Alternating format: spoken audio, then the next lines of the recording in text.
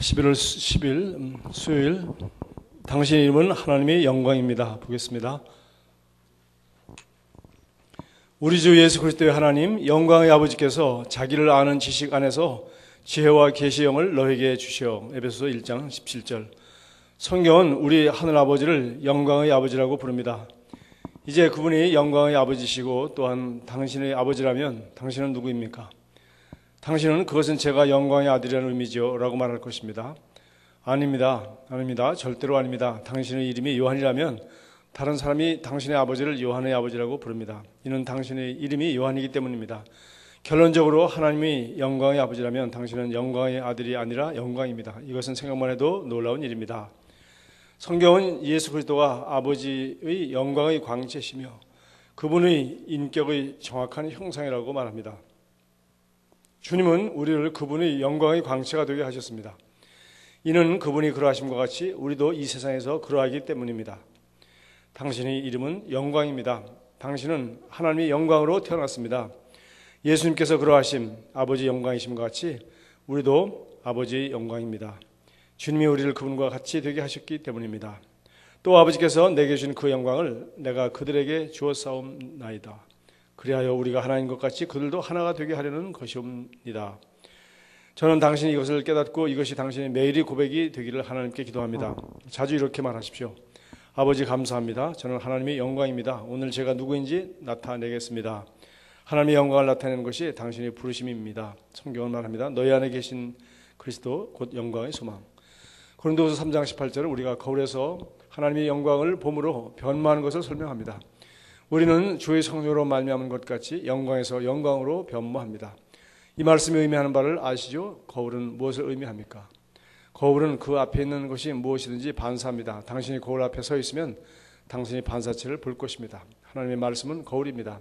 하나님께서 오늘 당신에게 말씀하고 계십니다. 너는 나의 영광이란다. 내가 거울 중 말씀을 들여다볼 때 보는 그 반사체 영광이 바로 진짜 너란다. 당신의 이름은 하나님의 영광입니다. 이러므로 어서 자신을 그 이름으로 부르십시오. 나는 하나님의 영광이다. 내가 떼는 모든 발걸음은 영광의 발걸음이다. 하나님의 영광이 항상 내 삶에서 나타난다라고 말하십시오. 날마다 이것을 생각하고 말하십시오. 그러면 당신의 삶은 영광이 계속 증가되는 삶이 될 것입니다. 아멘.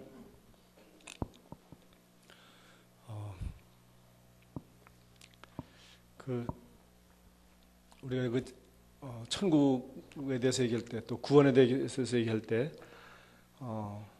또 하나님 나라의 도래,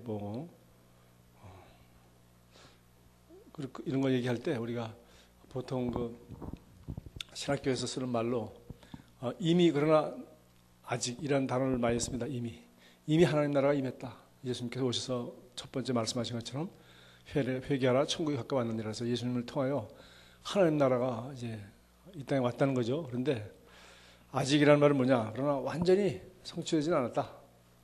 그래서 이제 그 모든 신학적인 관점은 이 두 스펙트럼의 좌와 우를 왔다 갔다 하는 겁니다. 그래서 구원을 받았음에도 불구하고 끝없이 구원에 대한 확신이 없이 불안해하는 것이 또 뭘 해야 되고 하는 것이 아직도 그 행위 중심의 구원을 얘기하고 있는 사람이고, 또 주여 주여 하는 자마다 천국 가는 것이 아니라 그 뜻대로 행하는 자만 천국 간다. 이것도 여전히 아직도 행위로 구원받는다는, 그 사람들한테 그렇게 물어보면 그렇지 않다고 얘기합니다. 그러나 행위로 구원받는다는 그건 기독교가 아니니까 그렇게 얘기하지 않습니다만, 그들이 말하는 거나 행동하는 거 가만히 들어보면 여전히 행위로 구원받는 식으로 살고 있고 그런 의식 속에 살고 있고 그렇게 말합니다. 설교 들어와도 다 그거고. 그래서 아직도 이 사람들은 already 이미가 아직도 안 된 사람들이 있어요. 이미. 그리고 중세 천년 동안 바로 이 구원의 확신이 없었다는 거 여러분 아시죠? 사람들이 전부 불안에 떨었습니다. 그래서 어둠이라는 게 어둠. 무슨 다른 어둠이 아니라 바로 인간이 예수 그리스도를 믿으면서도 구원의 확신이 없다는 것은 도대체 그럼 무슨 기쁨과 무슨 확신을 가지고 무슨 기도 응답을 기대할 수 있겠어요? 그런데 그 다음에 이제 오른쪽은 바로 뭐냐면은 이제 아직은 딴 게 아직이 아니라 우리 몸이 부활하는 그날까지 우리 몸은 여전히 이 땅에 있기 때문에 우리가 달나라 가면 우주복을 입어야 되는 것처럼 이 땅에 살려면 이 몸 안에 있다 보니까 육신의 정욕과 또 이 눈으로 자꾸 보고 그러다 보니까 우리 혼이 자꾸 세상적인 생각과 세상적인 관심을 갖다 보니 안목의 정욕과 이생의 자랑이 좀 쉽게 얘기해서 육신을 십자가에 박지 못했다고 하는데 뭐 이런 것 때문에 우리가 그 그리스도의 영광을 하나님이 주신 모든 그 성경에 말하는 구원의 그서 말하는 그 그리스도의 영광을 우리가 잘 드러내지 못한다. 그래서 그런 얘기를 하는데 그 끝이 오른쪽 끝은 뭐냐? 결국은 우리가 부활날에 우리 몸이 정말 영광스러운 몸을 입어서 정말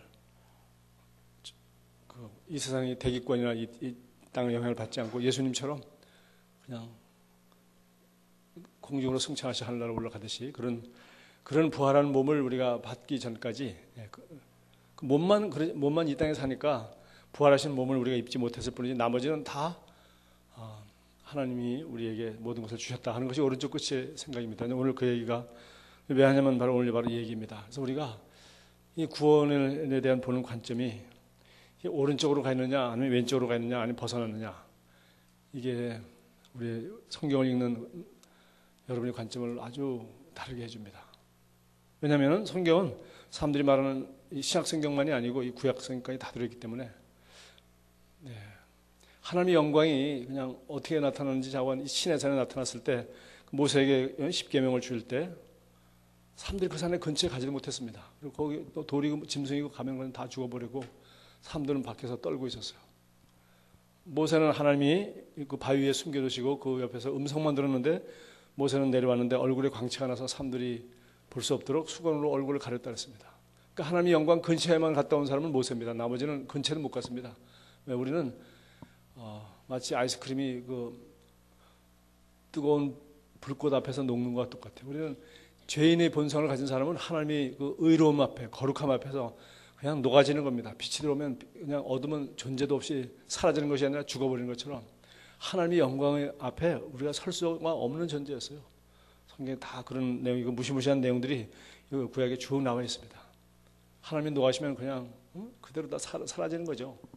그런데 이제 예수 그리스도께서 오셔서 우리를 하나님의 자녀가 되게 하시고 우리를 다시 거듭난 우리 영만 거듭난 게 아니라 예수 그리스도의 영이신 성령, 하나님이신 성령과 하나가 되게 했다는 거예요. 하나님이 드디어 우리 안에 들어와도 이 그릇이 아무 이상이 없는 겁니다. 여러분, 이 유리그릇 튼튼한 것 같지만 요거 한 100도 정도까지는 지탱합니다. 제가 제 사무실에서 컵을 몇 개 깨먹었습니다. 제가 물을 끓여가지고 이렇게 보면은 딱 갈라져 버려요. 그래가지고 몇 개 깨먹다가 나중에 요새 어떤 걸 샀더니 그거는 100도 물 넣어도 깨지질 않습니다. 다시 말해서 요거는 한 120도 정도나 한 150도에서 만들었기 때문에 200도가 들어가면 이거 확 녹아버립니다. 300도 들어가면 완전히 싹 없어지겠죠. 녹아서 물이 될 거예요. 마찬가지로 우리가 우리 몸은 완전히 정말 부활하신 예수님 몸같이 되지 않았지만 나머지는 우리 영은 거듭나서 죽은 예수를 부활시킨 그 영이 우리 영을 거듭나게 했다는 거죠. 그리고 우리가 거기다 우리 거듭난 영이 뭘 받았습니까? 하나님을 담은 것이죠. 하나님은 영이시고 그분은 성령이란 말이에요. 하나님은 성령의 이름은 거룩한 영이에요. 성령이라는 이름이 따로 있는 게 아니라 거룩한 영인 거예요. 하나님의 영인 것이에요. 그래서 우리는 오늘 여기 지금 말하고 있는 이 말씀이 그대로 사실이라는 것을 믿을 수 있습니다. 오늘 여기 한번 보십시오. 자, 우리가 그분은 영광의 아버지라고 했는데 우리가 영광의 아들이고 우리가 영광이기 때문에 영광의 아버지라고 하지 않느냐를 그 얘기했고요. 특별히 예수님을 가리켜 그는 아버지, 하나님 아버지의 영광의 광채시며 그 영광의 빛이 우리에게 나타나는 것이며 또 하나님의 아버지의 그 영광의 빛이 추상적인 정도가 아니라 그분의 인격이, 그분의 성품이 그대로 드러나신 분이 바로 예수님이라고 정확히 히브리서 1장 3절에 말했어요. 그러니까 이거 아주 중요한 말이죠. 제가 늘 얘기합니다만은 예수 믿으면 신약 성경을 먼저 읽고 특별히 요한복음이나 복음서를 읽고 그 다음에 히브리서에 대한 공부를 해야 돼요. 그냥 읽어서 되는 게 아니에요. 공부를 한 다음에 구약 성경 읽어야 됩니다. 신약 성경 읽고 히브리서 공부를 하지 않고 구약 성경 읽으면 다시 복음이 완전히 흐려집니다. 그렇게 흐려지지 않은 사람은 거의 없어요. 네. 어떻게 흐려지느냐? 이제 보면 알죠, 우리가. 네. 똑같은 하나님이지만 우리가 이 복음이 무엇인지를 알아야 돼요. 복음. 죄가 무엇인지를 얘기하는 책을 자꾸 읽으면서 복음이 무엇인지를 잘 알 수가 없어요. 그래서 자 여기 보니까 그렇게 해서 히브리서 1장 3절에 바로 예수님은 하나님의 영광이 가장 정확한 표현으로 나타나셨다. 그래서 예수 그리스도를 통하여 우리가 하나님 아버지를 알게 되었고 구원받았고 하나님의 자녀가 되었고 또 우리는 하나님을 예수 그리스도를 통해서 그분이 가장 정확하게 하나님의 영광을 드러내셨고 아버지 성품과 아버지의 사랑과 아버지 자체를 드러내신 분이 바로 예수 그리스도라는 그런 확신. 그거 이외에 여러분이 배운 신학 전부 다 이거 전부 다 가짜입니다. 전부 다 뭔가 잘못된 거예요. 예수 그리스도는 하나님의 가장 정확하고 나머지는 그 정도 정확하게 표현되지 않은 겁니다.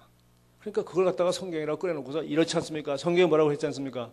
그거는 정확하게 아직 계시가 된 게 아닌데 예수 그리스도가 우리 계시의 점진성이니 뭐 이런 신학적 용어를 쓰는데 계시가 점점 이렇게 밝아지다가 예수 그리스도에게 와서 가장 하나님이 직접 나타나신 거라는 거죠.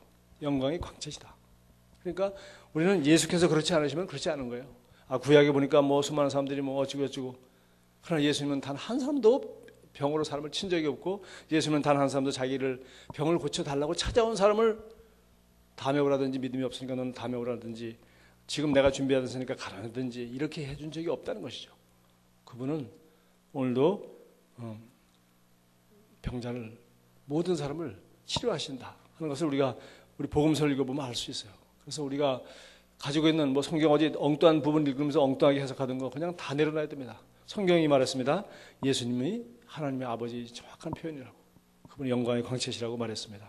그 다음에 여기 요한일서 4장 17절 중요한 말인데 이분은 그분이 그러하심과 같이 우리도 이 세상에서 그러하다. 그러하다는 그분이 어떠하심과 같이 우리도 이 세상에 어떠하다. 예수님의 삶과 그분의 인격과 그분이 어떠하심과 같이 우리도 그 자리에 우리도 똑같은 자리에 들어가 있다는 거죠. 그래서 바로 제가 몇 주 동안 설교했던 요한복음 14장부터 나온 이야기입니다. 내가 너희를 위하여 자리를 예비하러 간다. 처소를 예비하러 간다. 바로 내가 있는 그 자리. 내가 하나님의 아들로서 기능하고 내가 하나님의 아들이라면 너희도 하나님의 아들이 될 바로 그 자리. 너희들도 하나님의 아들이 될 수 있도록 하기 위하여 하나님의 자녀로서 아버지를 이름을 부르고 아버지께 그렇게 나아갈 수 있고 아버지와 하나가 될 수 있도록 하기 위하여 내가 십자가를 지고 부활하게 될 것이다. 그 얘기를 하신 것이죠. 13장의 최후의 만찬이 시작되며 요한복음 14장에 바로 그 얘기가 마지막 예수님 마지막 강화라고 해서 나오는 얘기입니다. 내가 너희를 위하여 처소를 예비하러 간다. 그 처소가 무엇입니까?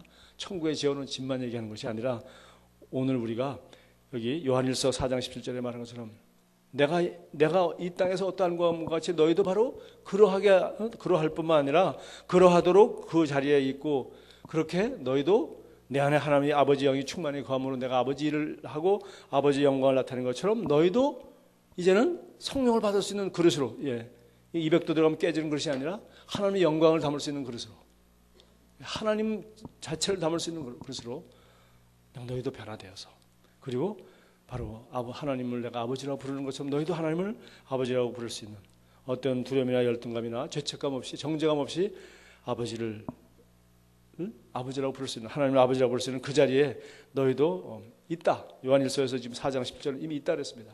요한복음 14장에서는 그 자리에 너희도 있게 할 것이라고 얘기했고 이제 구원이 완성된 부활하신 후에는 요한일서 4장 17절은 너희도 이미 그 자리에 있다라고 말했습니다. 뿐만 아니라 더 놀라운 것은 예수님이 그 마지막 그 대제사장의 기도 마지막 기도에서 요한복음 17장 아버지께서 내게 주신 그 영광을 내가 그들에게 주었다고 말했습니다. 아들이 받은 영광을 우리에게 주었다는 거예요. 그러니까 지금 이쪽이 아니라 이쪽 끝에 와 있는 겁니다. 우리는 몸만 부활되지 않았지 우리 영은 예수를 부활시킨 그 똑같은 성령이 있고 우리 안에는 그 성령이 계시고 그 성령으로 우리 영이 충만한지 안 충만한지 이거는 각 사람마다 다르죠. 그러나 본질상 거듭난 영과 그리스도의 영이 하나가 되어 있다는 건 그건 사실이란 말이에요. 거듭나는 순간 성령 받는 순간 이건 다 사실이라는 거죠. 그런데 이 성령의 충만함을 계속 유지하고 있으면 우리 영은 문제가 없는 거죠. 성령의 충만함을 입고 있으니까. 그러면 이제 우리 몸은 부활날에 그 영광의 몸으로 변화될 것입니다. 현재 문제는 우리 생각과 우리 너희 안에 이 마음을 품으라고 곧 그리스도 예수의 마음이니 우리는 생각도 우리 마음도 그리스도의 마음을 그대로 품을 수 있다는 겁니다. 너희 안에 이 마음을 품으라 그리스도 예수의 마음을 가지라. 그리고 우리가 그리스도의 마음을 가졌느니라. 그러니까 우리 영뿐만 아니라 성령 충만함을 받을 수 있을 뿐만 아니라 우리 혼도 그리스도의 마음으로 그리스도의 생각으로 그리스도의 느낌으로 똑같이 우리도 기능할 수 있도록 완전히 되어 있다는 거죠. 자, 이렇게 되면 우리는 드디어 우리는 아버지 영광을 그대로 드러낼 수 있는 사람으로서 이 땅에서 기능하게 되는 거죠. 예수님은 우리에게 그 영광을 주었다고 했습니다. 그래야 우리가 하나야 되는 것 같이 그들도 하나가 되게 하려 합니다. 그러니까 우리 영과 우리 혼이 아버지의 생각과 그리스도의 생각과 하나, 온전히 하나가 될 때 우리는 드디어 예수님처럼 이 땅에서 그러하심과 같이 우리도 그러한 영광을 드러낼 수 있다는 것입니다. 지금 우리 구원의 가장 최상의 계시를 얘기하고 있는 겁니다. 지금 이 아침에. 그렇죠? 그래서 드디어 골로새 1장 27절에 말했습니다. 너희 안에 계신 그리스도가 곧 영광의 소망이니라. 영광의 소망이니라. 우리 안에 계신 그리스도는 이것이 드러나는 것은 영광 자체로 드러나는 것은 그건 각자에게 달린 거예요. 우리가 이 영광을 그대로 드러낼 수 있는가 하면 아니면 영광의 소망이니라. 영광의 소망이에요. 소망으로만 존재하지 이것이 드러나지 못하는 거예요. 뭐 제일 좋은 표현을 저는 이 전기 같아. 전기 이거 만지면 죽지 않습니까? 여기 전신지에 올라가서 작업하다가 전공들이 떨어져 죽지 않습니까? 전기는 대단한 힘이 있습니다. 그러나 우리가 여기 불 켜는 거 여기 올라오면 이 조명이 굉장히 뜨거운데 이거 다 전압을 조절해서 변압기에 들어가면 이제 우리가 쓸만한 약한 전압으로 다 바뀌어버리죠. 변압기 무겁습니다. 그리고 그 안에 코일이 잔뜩 감겨 있어요.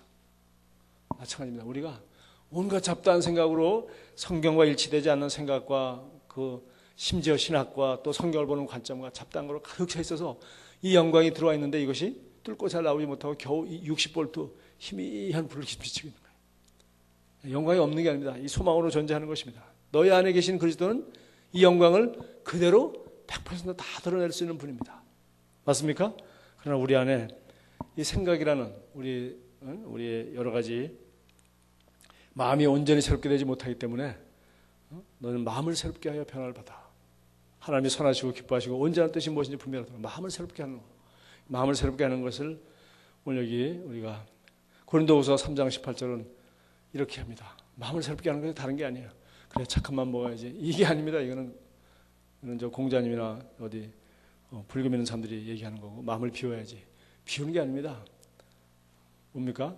우리는 마음을 새롭게 하는 거예요. 새롭게. 우리 생각을 내려놓고 성경이 말하는 내가 누구인지를 보는 겁니다. 그걸 가리켜 고린도서 3장 18절은 거울을 보는 것이라고 했어요. 거울은 있는 것 그대로 비친다. 그래서 내가 하나님의 영광이기 때문에 이 거울에는 하나님의 영광이 보인다. 뭡니까? 그것이 제가 설교하면서 늘 얘기하는 그리스도 안에서 내가 어떤 존재라고 성경은 말하고 있는지 그것을 보라는 거예요. 그리스도 예수 안에 있는 나, 영광을 받은 나, 하나님의 자녀가 된 나, 영광 그리스도가 내 안에 계시는 그 나를 여기서 말하는 이 성경이 무엇입니까? 바로 우리 신약 성경에서 바로 이런 그런 계시를 보라는 거죠. 예. 그런 계시를 보게 될 때 드디어 우리는 영광에서 영광으로 변모합니다. 드디어 우리 마음이 새로워지는 거예요. 계속해서 그리스도의 생각으로 그리스도의 마음으로 영과 혼과 육이 새로워지는 거죠. 점점 새로워지는 것입니다. 그렇게 될 때 우리는 드디어 우리 스스로를 하나님이 영광인 것을 알게 되고 그렇게 말할 수 있습니다. 몇 구절만 더 보겠습니다. 요한복음 1장 14절 보면은 말씀이 육신이 되어 우리 가운데 거하시며 우리가 그의 영광을 보니 그렇죠? 하나님의 영광을 드디어 우리가 다 보았다 그랬어요. 예수 그리스도입니다.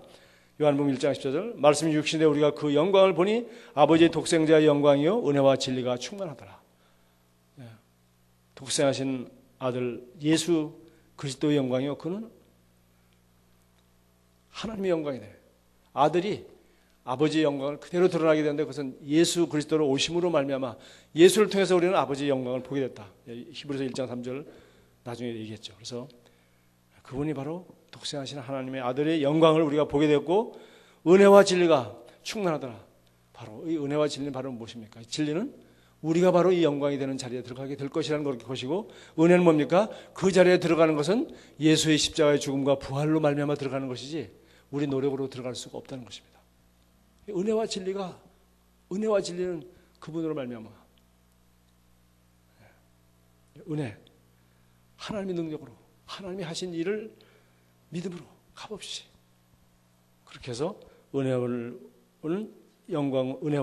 진리가 충만하신 거예요. 자, 그리고 또 그 2장, 요한복음 2장에 보면은 예수님께서 물이 포도주 되게 하는 장면을 보여주면서 11절 보십시오. 예수께서 이 첫 표적을 갈릴리 가나에서 행하여 그의 영광을 나타내심에 제자들이 그를 믿으니라. 그래서 예수님이 첫 번째 표적이 물이 변하여 포도가 되는 이 표적을 행하였는데 그걸 가리켜 그의 영광을 나타냈다는 거예요. 그 아들의 영광을 나타내. 그 전까지는 그 독생자는 아버지의 영광이 표현하고 그랬는데, 근데 그것을 나타내지 않고 있다가 처음으로 이제 성령의 충만을 받고 갈릴리에 가셔서 첫 번째 표적을 나타내셨어요. 표적이 뭡니까? 이분이 바로 하나님의 독생자의 영광이라는 것을, 그 표적을 나타낸 거죠. 어떻게? 이런 초자연적인 기적을 행하시는 이것을 통해서 그의 영광, 그건 아버지의 영광이요, 아들의 영광이죠. 그를 드디어 나타냈다. 이제 우리가 하는 우리의 마지막 숙제가 바로 이것입니다. 그 영광을 나타내는 것이요. 그래서 이것을 이사야서 60장에서 이렇게 이미 다 예언했습니다. 영광을 나타내라. 이사야서 60장 보겠습니다. 이사야서 60장 1절, 여러분 잘 아시는 말입니다. 일어나라, 빛을 발하라. 이는 내 빛이 이르렀고 여호와의 영광이 내 위에 임하였습니다. 이거는 이스라엘 예루살렘을 두고 하는 말이에요. 영광이 그 위에 임하다. 도시에 임하는 것이에요. 그러나 이것은 바로 우리가 시온은 바로 이 예루살렘이라는 그 도시가 있는 산입니다. 근데 산이 시온이에요. 왜? 산 위에 산을 완전 도시가 딱 커버하고 있으니까. 작은 산, 예루살렘 가보면 작습니다.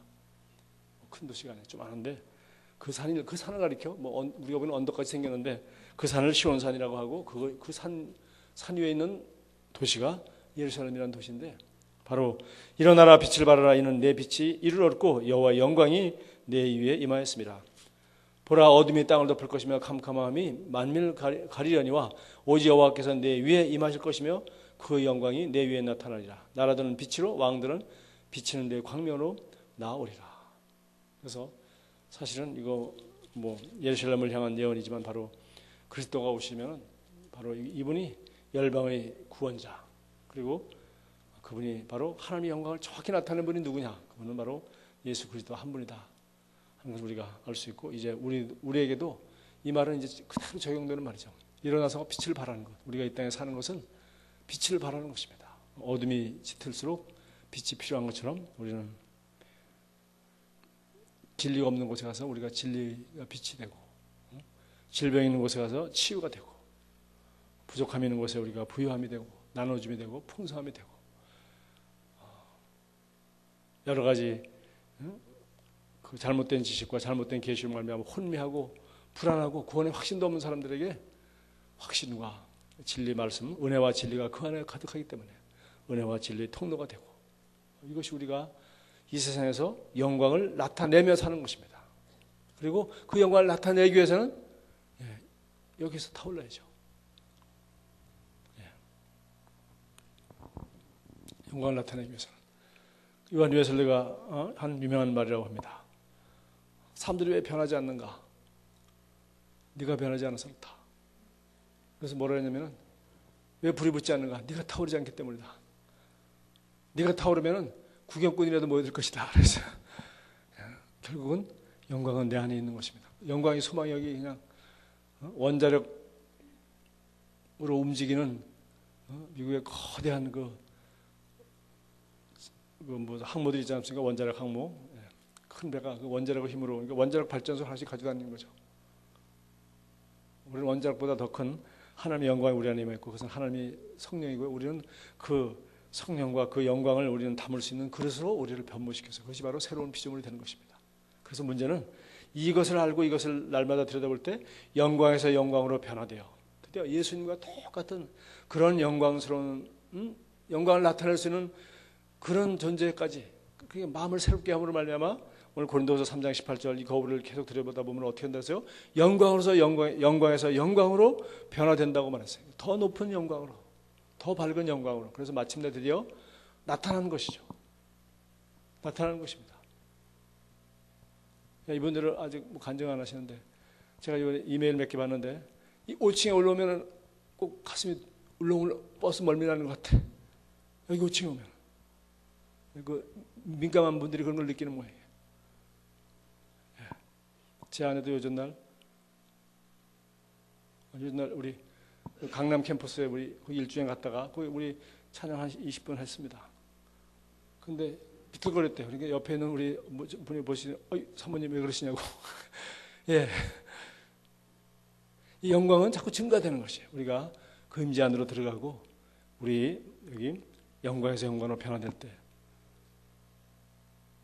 우리 몸도 느낄 수 있는 수준으로 이 영광이 가득하면 이 충만함 속에서 드디어 영광이 나타나는 것이죠. 영광이 나타나서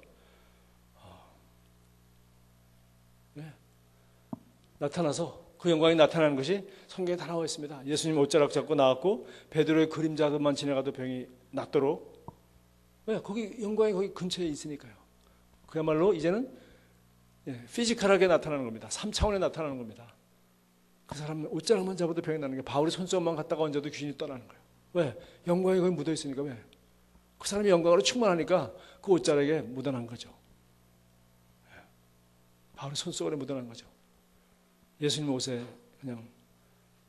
그러나 그건 좀 다르죠. 예. 옆에서 부딪히던 제자들은 아무 일 없었으니까. 믿음으로 취했을 때 그런 일이 있었습니다. 그래서 정말 오늘 이 아침에 이 말씀은 우리가 정말 받을 수 있는 가장 높은 계시입니다. 더 이상 갈 수가 없어요. 예. 왜? 우리가 하나님의 영광이 그러시오.